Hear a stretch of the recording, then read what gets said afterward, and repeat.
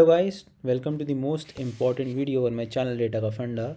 This video holds more importance in the course content itself, and before setting out on the path to become a data scientist, it's important for you guys to know the thinking skills required to be hired as a data scientist. And guys, this video is plain and simple and not as fancy as videos of this type usually are. मैंने इसमें कोई चटकीले और भड़कीले रंग इस्तेमाल नहीं करे हैं, क्योंकि मैं कोई आपको बहुत लंबा चौड़ा मैसेज नहीं देने वाला वैसे भी। और मैं ऐसा मानता हूँ कि ज़्यादा कलर्स, ज़्यादा इमेजरी यूज़ करके कोई ज़्यादा अच्छा मैसेज नहीं चला जाता। तो शुरू करते हैं। So guys, even if you decide to skip the course content on my channel, do watch this video to have a better understanding on what a data scientist actually is. So, so guys, when you join a company as a data scientist, you will most probably be reporting to the product manager already handling a product, या तो आप किसी को report करेंगे या फिर आप उसके साथ काम करेंगे। तो the product manager is trying to scale the product and bring more revenue for the company, so it becomes most important for you to vibe with him. मतलब आपको प्रोडक्ट मैनेजर के साथ एक तालमेल बैठाना पड़ेगा, हिज वे ऑफ थिंकिंग, उसके way of thinking को समझना पड़ेगा। So you should make a conscious effort to understand his thought pattern and duplicate it for your own benefit. आपको उसके थॉट पैटर्न को डुप्लीकेट करने की कोशिश करनी चाहिए उससे बेटर इनपुट लेने के लिए, और ये आपके बेनिफिट के लिए ही काम करेगा। So guys, this will help you in gaining a sharp business understanding and drive value for the company through data. तो आपको मतलब जो डेटा से जो भी आपको चाहिए है वो आपको एक बिज़नेस अंडरस्टैंडिंग अच्छी होने के बाद ही आएगा। तो उसके लिए बहुत ज़रूरी है कि आप अपने प्रोडक्ट मैनेजर्स के साथ ठीक से काम करें, तालमेल बिठा के काम करें। So next comes in the statistical thinking.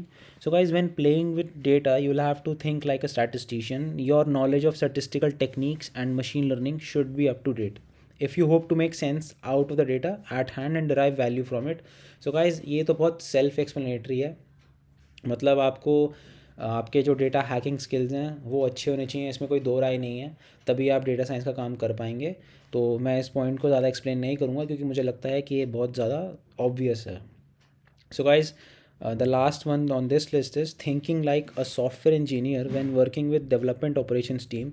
So guys, when you finally have made a model that you need to deploy, you would be working closely with the development operations team, and you will have to understand the ways to integrate your model successfully into the company's product. And guys, you'll have to duplicate the thought pattern of the DevOps guys and come up with efficient ways to successfully deploy your model. तो guys, आपका model एक बार तैयार हो गया और आपको अगर नहीं पता कि वो मेन स्ट्रीम डिप्लॉय कैसे होगा, तो आपकी सारी मेहनत बेकार हो जाएगी। और उसमें भी सोने पे सुहागा तब होगा जब आपकी डेवऑप्स टीम को कोई खबर नहीं है कि आपने मॉडल में क्या किया है, क्या टेक्नोलॉजी इस्तेमाल करी है। तो उस केस में तो आपको ही सारा मतलब बैक एंड देखना पड़ेगा कि वो मॉडल डिप्लॉय कैसे होगा। तो सारी प्रोडक्शन का दारोमदार आपके सर पे आ जाएगा उस केस में। तो गाइज़, मतलब ये जो थर्ड वाला पॉइंट है, सारा काम पूरा होने के बाद अगर आप इसमें मात खा गए तो मतलब आप कंपनी के लिए ठीक से वैल्यू ड्राइव नहीं कर पाएंगे।